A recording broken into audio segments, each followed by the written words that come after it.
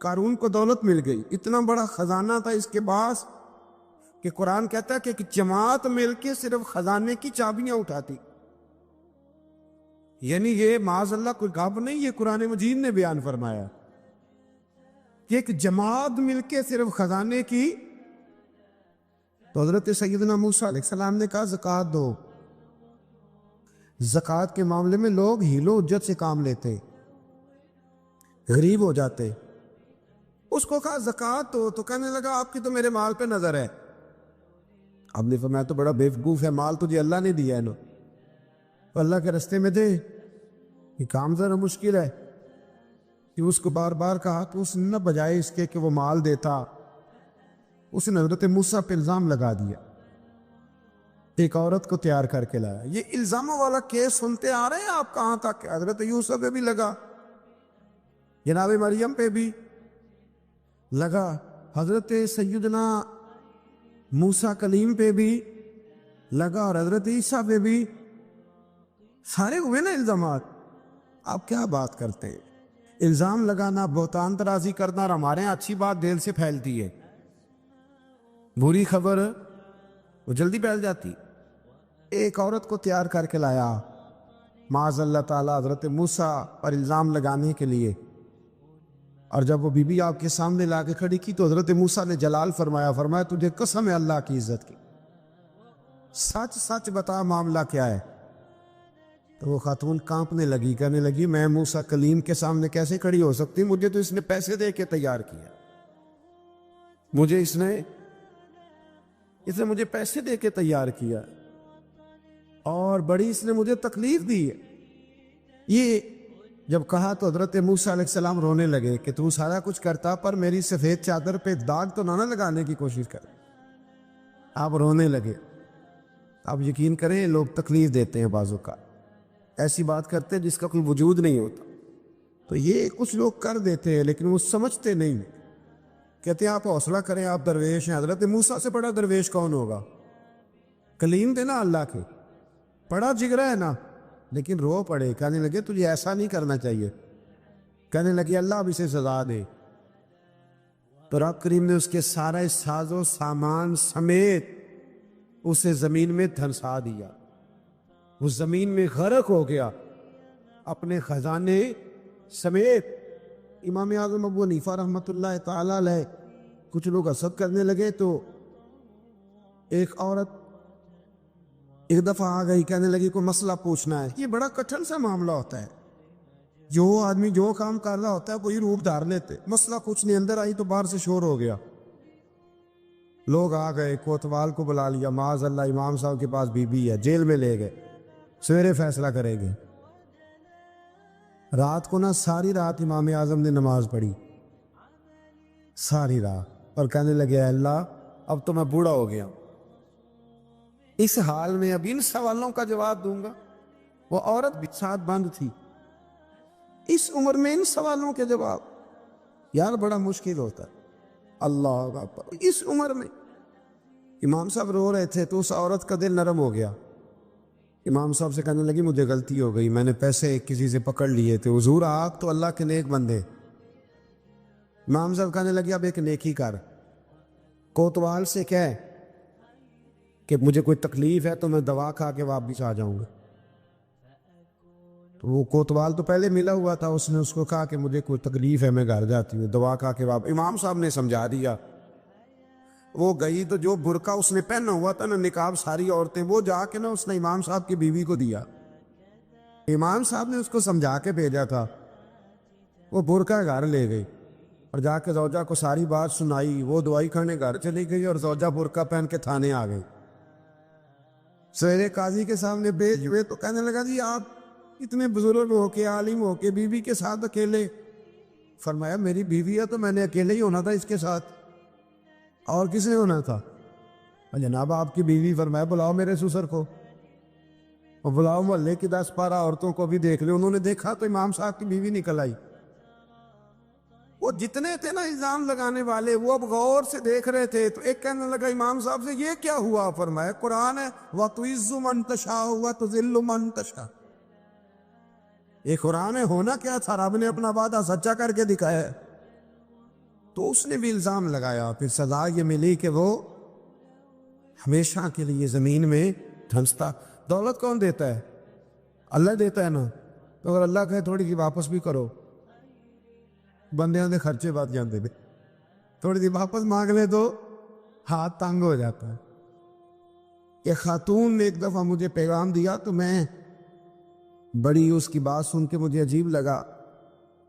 وہ کہنے لگی کہ دوسری جگہ میری شادی ہوئی ہے، مجھے طلاق ہو گئی تھی، تو مجھے ایک تانا روز سننے کو ملتا ہے تو اتنی اچھی ہوتی تو وہاں نہ رہ لیتی۔ تو بھئی یہ کوئی تانے والی بات ہے؟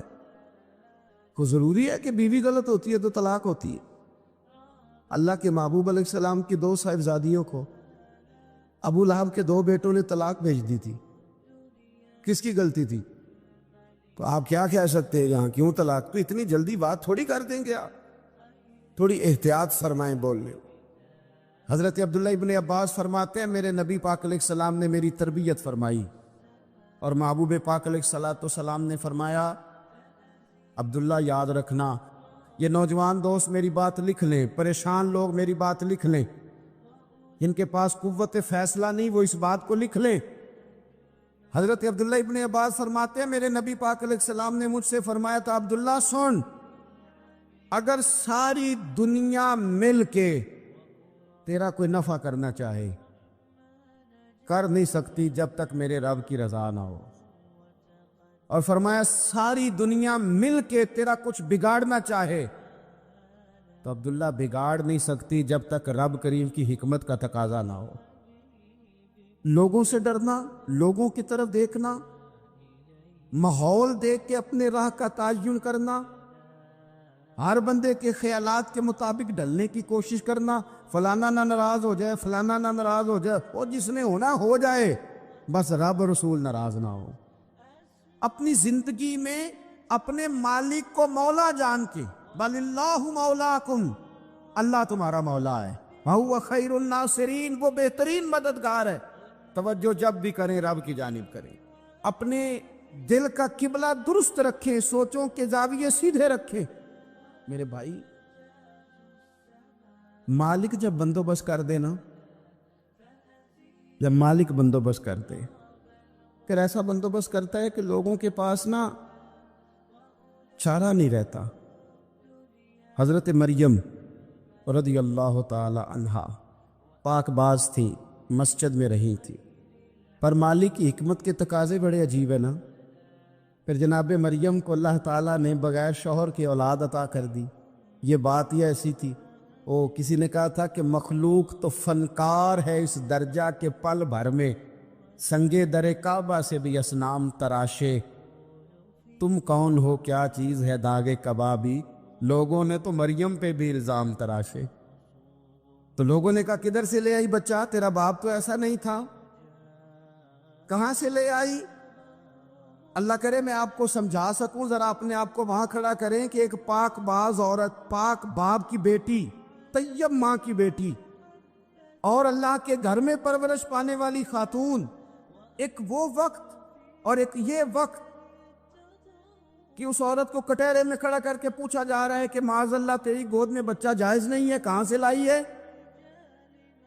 اب خود سے صفائیاں بندہ کتنی کو دے، کتنی کو وضاحتیں کرے۔ اور میں نے تو اپنی زندگی میں دیکھا ہے زیادہ وضاحت دینے والے کو بھی لوگ جھوٹا سمجھنے لگ جاتے ہیں، زیادہ وضاحت دینے پر بھی لوگ کمزوری کا اظہار سمجھتے ہیں کہ کمزور پڑ گئے۔ آپ صلح کی کوشش کرتے ہیں، سامنے والا بزدل سمجھ لیتا ہے، زیادہ وضاحتیں بھی کمزور کر دیتی ہیں۔ اب حضرت مریم کو کٹہرے میں کھڑا کر کے کہا بچہ کس کا ہے؟ تو پھر خدا بندوبست جب کرے، اللہ جب مددگار ہو، تو پھر حضرت مریم کی گواہی درختوں سے نہیں دلوائی، اس نے پتوں سے نہیں دلوائی، پھر فرشتے نہیں بھیجے۔ حضرت مریم کہنے لگی مجھ سے نہ پوچھو، وہ جو پنگوڑے میں ہے اسی سے پوچھ لو، ان سے پوچھو نا، وہ کون ہے پوچھ لو، ان سے کر لو سوال۔ انہوں نے کہا پنگوڑے میں چند دنوں کا بچہ یہ جواب دے گا؟ مددگار تھا رب، ان کی برات کا اعلان کرنا تھا مالک نے، اور جب مالک اعلان کر دے، جب مالک تیری صفائی دینا چاہے، جب مالک تجھے دنیا کے سامنے نکھارنا چاہے تو پنگوڑے میں لیٹے حضرت عیسیٰ بول کے کہنے لگے انی عبداللہ آتانی الکتاب، فرمایا میں اللہ کا بندہ ہوں، رب نے مجھے کتاب عطا کر کے نبی بنا کے دنیا میں بھیجا ہے، میں اللہ کا بندہ ہوں، کتاب لے کے آیا ہوں، نبی بن کے آیا ہوں۔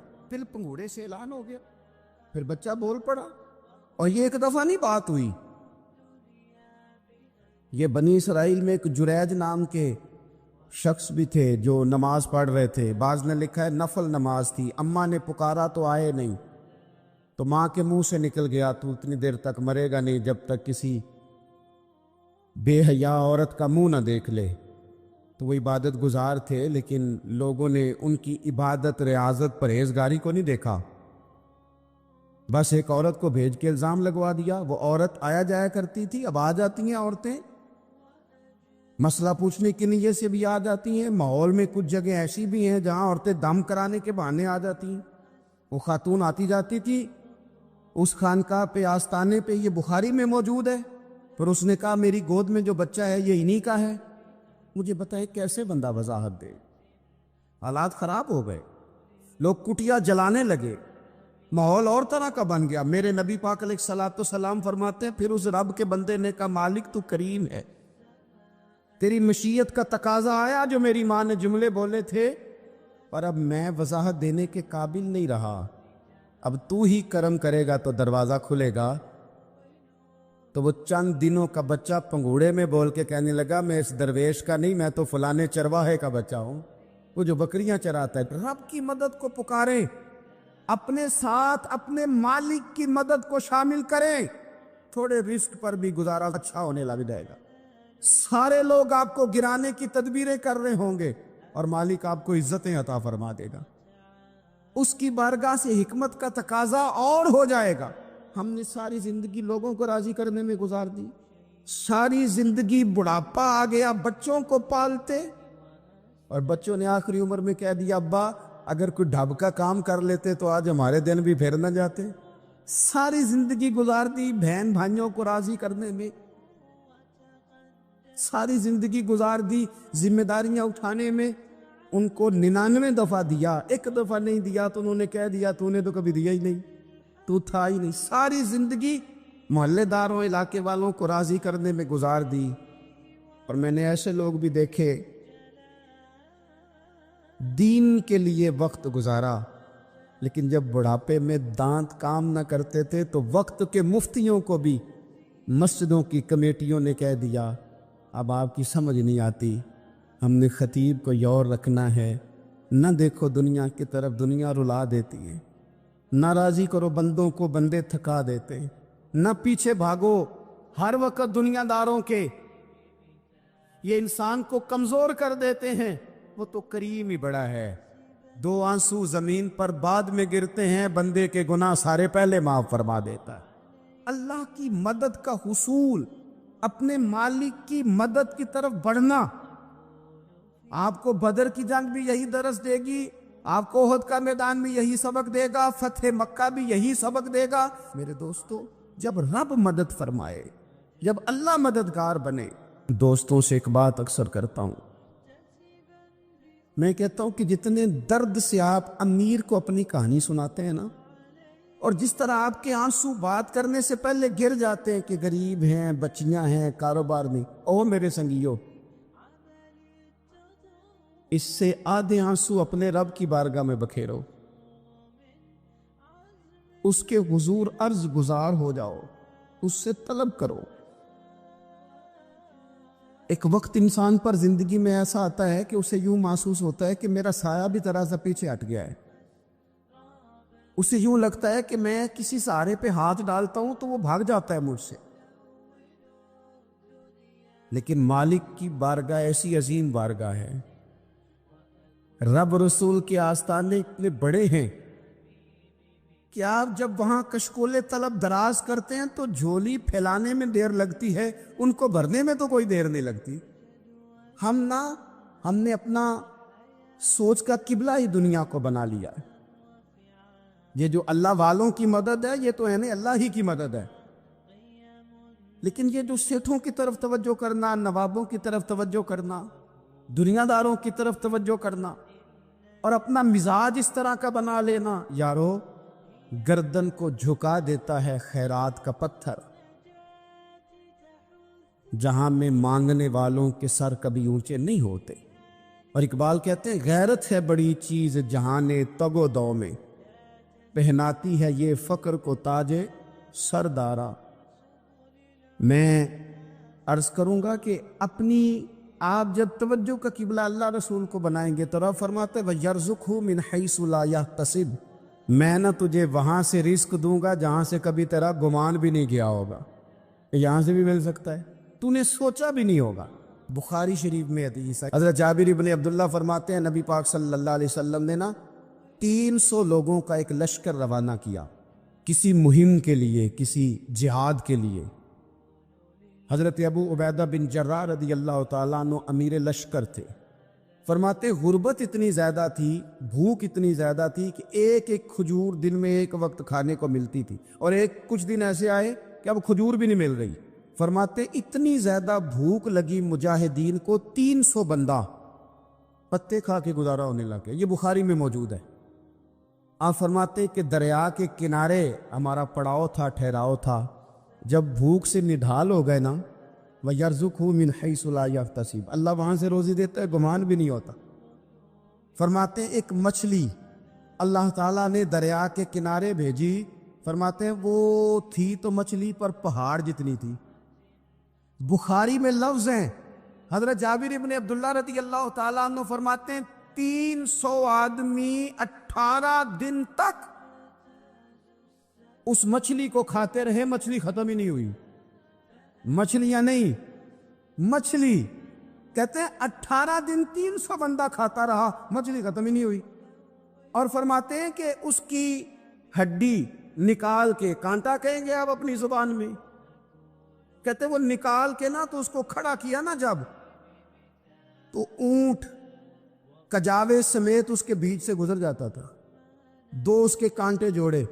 فرماتے ہیں وہ اس کا گوشت ہم کھاتے تھے اور اس کی چربی بطور تیل کے ہم جسموں پہ ملتے تھے، بیماروں کو اس سے سکون آتا تھا، تندرستی شفا ہوتی۔ فرماتے ہیں ہم کھایا بھی ہم نے، اور کچھ لے کے ہم مدینے بھی گئے، اور قربان جائیں نبی پاک نے بھی اس میں سے کھایا۔ ہم نے عرض کی حضور یہ معمہ کیا ہے، یہ ماجرا کیا ہے؟ تو محبوب نے فرمایا تمہارے پاس غذا نہیں تھی، رب نے تمہارے لیے بندوبست کیا ہے، اللہ نے تمہیں دیا ہے۔ مکان شروع کر لیا ایک صاحب نے، وہ مکان بنانے لگے، آپ وہ حساب لگا رہے ہیں، کہتے ہیں میرے پاس اتنے پیسے ہیں، اتنے میں نے فلانے دوست سے کہنا ہے اس نے دے دینے، اتنے فلانے رشتہ دار سے کہنا ہے اس نے دے دینے، اتنے فلانے سے کہنا ہے اس نے دے دینے۔ یہ ساری کاپی بنا کے مکان شروع کر لیا۔ جو روز کہتا تھا نا کوئی حکم ہو جاتے 10 سب سے پہلے اس کو کہا میاں پیسے چاہیے دین، وہ کہندا ہو کل ہی منڈا ٹوریا ہے، کہدے تو پرسوں 10 داتے لب جانے سن۔ میں آپ کو اپنے تجربے کی بات بتا رہا ہوں۔ یہ لوگوں کا خیال ہوتا ہے نا کہ آپ سٹارٹ کریں فلانا کام، ہم آپ کے ساتھ ہیں، اللہ کا ہی کوئی نظام ہے، وہ بالکل بھی نہیں ساتھ ہوتے۔ لیکن ایسا نہیں ہے کہ کوئی ساتھ نہیں ہوتا، اللہ تعالیٰ بڑے اسباب پیدا کرتا ہے، وہاں سے دیتا ہے جہاں سے گمان بھی۔ ہمارا یہ ذہن بن جاتا ہے ہم ساری اپنے حساب سے چلتے، اتنے رشتہ داروں سے، اتنے کون آپ کے ساتھ چلے گا، سوال ہی نہیں پیدا ہوتا۔ یہ سارے کام چھوڑ کے سب سے پہلے 2 رکعتیں پڑھو، اپنے رب کی بارگاہ میں، رسول کائنات کی بارگاہ میں گزارشات اور استغاثے پیش کرو، وہاں سے خیر طلب کرو۔ دنیا دار کیا دیں گے، کیا دے سکتے ہیں، کیا حیثیت ہوتی ہے کسی؟ اللہ کہتا ہے وہاں سے دوں گا۔ تو جو اللہ مال دے وہ لینا چاہیے کہ رشتہ داروں کا مال دیکھنا چاہیے؟ جو اللہ دے وہ لینا چاہیے کہ سیٹھوں نوابوں کی جیبیں دیکھنی چاہیے؟ جو اللہ دے وہ قبول کرنا چاہیے یا دیکھنا چاہیے کون سا آدمی کہاں پہنچ گیا؟ چھوڑو، اپنی مٹی پہ چلنے کا سلیقہ سیکھو۔ کسی کے سنگ مرمر پہ چلو گے تو پھسل جاؤ گے۔ مدد اللہ سے چاہیں، اپنی توجہات کا مرکز رب رسول کی ذات پر بنائیں، پھر آپ محسوس کریں گے کہ بڑی جلدی اللہ تعالیٰ کی مدد آنے لگی ہے۔ کبھی آپ صرف کہہ دیں نا میرا رب میرے ساتھ ہے، اس لفظ میں اتنی طاقت ہے کہ دشمن ویسے زہر ہو جاتا ہے۔ زندگی میں کسی سے بھی لڑائی ہو تو اچھی طرح سوچ لیں کہ اللہ اس طرف ہے یا اس طرف ہے۔ اگر آپ زیادتی پہ ہیں تو پھر رب مظلوم کی جانب ہے۔ اگر اللہ کی مدد آپ کے ساتھ ہے تو دنیا کی کوئی طاقت آپ کو گرا نہیں سکتی، اور اگر آپ مظلوم کے مقابلے میں ظالم بن کے آپ کھڑے ہو گئے ہیں اور آپ نے رویہ وہ اختیار کیا ہے کہ جس میں مدد نہیں آئے گی، تو پھر یاد رکھ لیں کہ آپ کوئی بھی ہیں، کہاں بھی ہیں، آپ کمزور ہیں۔ طاقتور تھے ابتدائے اسلام میں، ظاہری طاقت تھی کفار مکہ کے پاس، وہ ڈنڈوں سے مارتے تھے غریبوں کو، ان کے ہاتھوں میں ڈنڈے تھے، پر خدائی طاقت ان مظلوموں کے ساتھ تھی۔ صاحب زرقانی نے لکھا ہے، حضرت زنیرہ رضی اللہ تعالیٰ عنہ ایک لونڈی ہیں، غریب ہیں، ماڑے دا کی کام محمد نس جانا یا رونا، غریب سادی بی بی اور لونڈی کنیزہ، ایک مشرک کی کنیزہ تھی، انہوں نے کلمہ پڑھ لیا، وہ ڈنڈوں سے مارتا، دروں سے مارتا، تکلیف دیتا۔ حضرت زنیرہ رضی اللہ تعالیٰ عنہ کو اتنا مارا، اتنا مارا۔ اب آپ ایک اور پہلو پر بھی غور کریں، مار بھی پڑ رہی ہے پر خدا ادھر ہی ہے، اللہ کی مدد ادھر ہی ہے۔ رب کہتا ہے کہ پہلے تو صبر کرنا، ان اللہ مع الصابرین، تو صبر کرے گا تو پھر رب کی معیت ملے گی، ذرا ٹھہرنا، تو تھوڑا ڈٹنا۔ ان الذین قالوا ربنا اللہ ثم استقاموا تتنزل علیہم الملائکہ، تو کہے اللہ میرا رب ہے، پھر تو پہلے ڈٹ، پہلے تو نے ڈٹنا ہے۔ ثم استقاموا، جو ڈٹ گیا، تتنزل علیہم الملائکہ، ڈٹنے والے کے لیے مدد آتی، پہلے تھوڑا ٹھہرنا پڑتا ہے، پہلے تھوڑا صبر کرنا پڑتا ہے، حوصلہ کرنا پڑتا، اس کے بعد مدد آتی۔ مار پڑ رہی ہے، مارا جا رہا ہے، حضرت زنیرہ کو ان کا مالک جو ہے ظاہری آقا وہ مار رہا ہے، یہ کنیزہ ہے، اتنا مارا، اتنا مارا، ان کی بینائی چلی گئی، نظر آنا بند ہو گیا۔ ابو جہل آیا اور کہنے لگا زنیرہ دیکھا نا ہمارے بت تیری آنکھیں لے گئے، معاذ اللہ، لات و منات ہمارے بتوں نے تجھے اندھا کر دیا۔ اب ایسا نہیں ہے کہ بی بی روتی جا رہی ہے، روتی جا رہی ہے، مایوسی مایوسی، معاذ اللہ، پریشانی، غریبی بڑی ہے، پوچھنے والا کوئی نہیں، یہ باتیں نہیں۔ کیا جملے ہیں خاتون کے، کیا لفظ ہیں۔ ابو جال نے تنزیہ کہا، معاذ اللہ، کہنے لگا دیکھا نا ہمارے بتوں نے تجھے اندھا کر دیا۔ تو جناب زنیرہ آنکھوں کی بینائی گئی ہے، رات کو گئی ہے، دکھ ابھی تازہ ہے، لیکن اللہ پہ جو توکل ہے، اپنے مالک سے جو رشتہ ہے وہ اتنا مضبوط ہے، اتنا طاقتور ہے، اس میں اتنی گہرائی ہے کہ حضرت زنیرہ بول کے نا اتنی قوت سے بولی، اتنی طاقت سے بولی کہ پورے کفر پر لرزہ طاری ہو گیا۔ فرمانے لگی تمہارے بتوں کی کیا اوقات ہے کہ میری بینائی لے جائیں، یہ میری رب کی حکمت کا تقاضا ہے۔ جب تک اس نے چاہا زنیرہ دیکھتی رہی، اور جب اس نے چاہا زنیرہ کی آنکھوں کی بینائی چلی گئی، اور اگر وہ چاہے گا نا تو بینائی واپس بھی کر دے گا۔ اگر ہو ذوق یقین پیدا تو کٹ جاتی ہیں زنجیریں، اگر وہ چاہے گا تو بینائی آ بھی جائے گی۔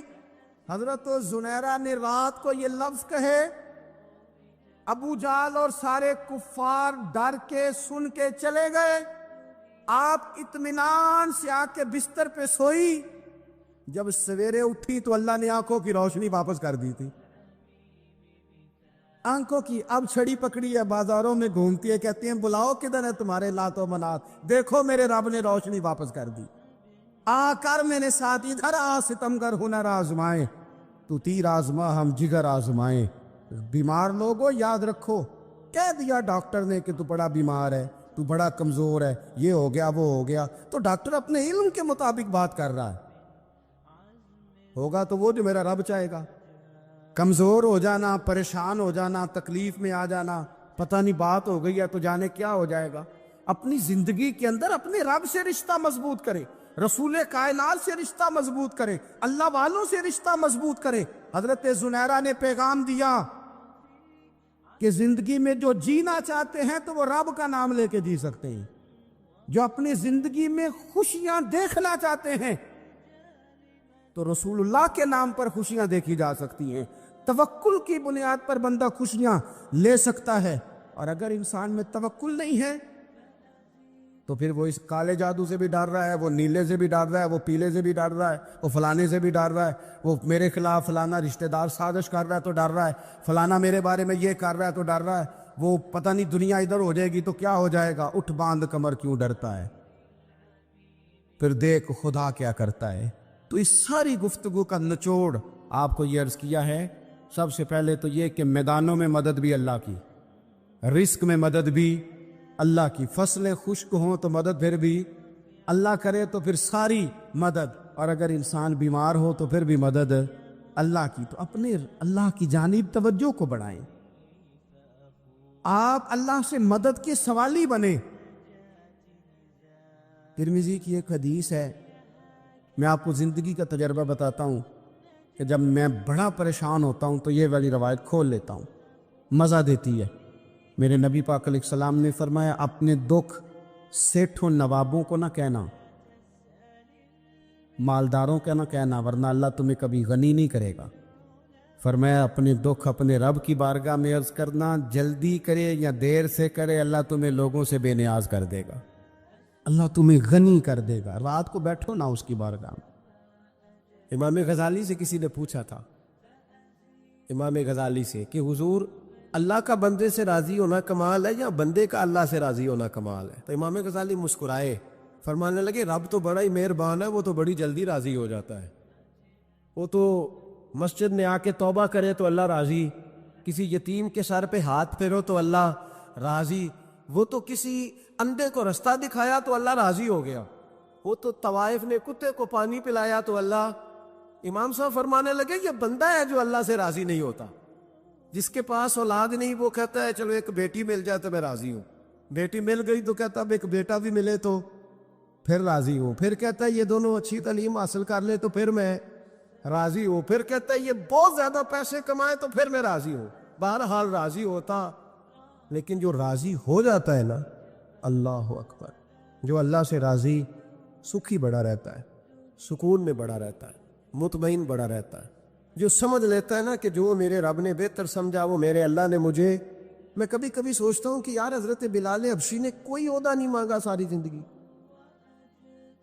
انہوں نے نہیں کہا مجھے بھی ایک صوبے کا گورنر بناؤ میری بھی خدمات ہے، مجھے بھی وزیر خزانہ بناؤ میرا بھی کچھ بنتا ہے. ایک دفعہ نہیں کہا سیدنا بلال حبشی رضی اللہ تعالیٰ عنہ نے کہ میری بھی کوئی ڈیوٹی ایسی ہونی چاہیے کہ مجھے چلو سپہ سالار ہی بنا دیا جائے. ساری زندگی مسجد میں جھاڑو دیا تو اسی پہ راضی رہے، ساری زندگی محبوب کے مہمانوں کا لنگر پکایا تو اسی پہ راضی رہے، ساری زندگی میرے محبوب علیہ السلام کے بچوں کی نوکری کی تو اسی پہ راضی رہے، راضی بالرضا رہے. حضرت سیدنا موسیٰ علیہ السلام نے عرض کی کوہ طور پہ جا کے، مولا میری قوم پوچھتی ہے کہ کوئی ایسا کام بتا جو ہم کریں تو ہم سے راضی ہو جائے. حضرت موسیٰ کی قوم کا خیال تھا کہ تہجد کا حکم آئے گا تو پڑھیں گے، صدقات کا حکم آئے گا تو دیں گے، جہاد کی بات ہوگی تو کریں گے. کچھ جو نیک لوگ تھے ان میں سے انہوں نے یہ پیغام دیا کہ مالک ہمیں بتائے کہ وہ کس کام پہ راضی ہوتا ہے، ہم وہ کام کریں تاکہ اللہ ہم سے راضی ہو جائے. حضرت موسیٰ کلیم کہتے میں نے عرض کی مولا میری قوم پوچھتی ہے کہ کون سا ایسا کام کریں کہ تو راضی ہو جائے. تو رب کریم نے ارشاد فرمایا موسیٰ کہتے میرا خیال تھا کوئی لسٹ ملے گی، لیکن مالک نے ایک جملہ کہا، ایک جملہ، اور تفسیروں کے دریا بہا دیے. عرش کے مالک نے فرمایا موسیٰ ان سے کہو جا کے کہ وہ مجھ سے راضی ہو جائے، میں ان سے راضی ہو جاؤں گا، مجھ سے راضی ہو جائے. بندے اللہ سے راضی ہی نہیں راضی ہوتے، اللہ کی رضا پہ راضی رہیں، مالک کے فیصلوں میں اپنے دل میں کوئی بوجھ محسوس نہ کریں، اپنی زندگی اللہ کے فیصلوں. دیکھیں نا، جو ماں باپ اللہ نے بڑے اچھے سمجھے وہ ہمارے لیے پسند کی، وہ اللہ نے ہمارے لیے جو اس نے ہمارے حق میں بڑے، جو بہن بھائی، اللہ کرے آپ کو سمجھ آئے، جو بہن بھائی اس نے ہمارے حق میں بڑے اچھے سمجھے وہی بہن بھائی اس نے ہمیں عطا کیے. جس بیوی کو اس نے ہمارے گھر کے گلشن میں بہتر سمجھا اس کو لا کے اس نے ہمارے آنگن میں بٹھایا، اور جو اولاد اس نے ہمارے لیے باعث افتخار سمجھی وہ اولاد اس نے ہمیں عطا فرمائی۔ حضرت نوح علیہ السلام کا بیٹا کافر ہو گیا، پر کسی جگہ انہوں نے شکوہ نہیں کیا کہ مالک یہ کافر کیوں ہوا۔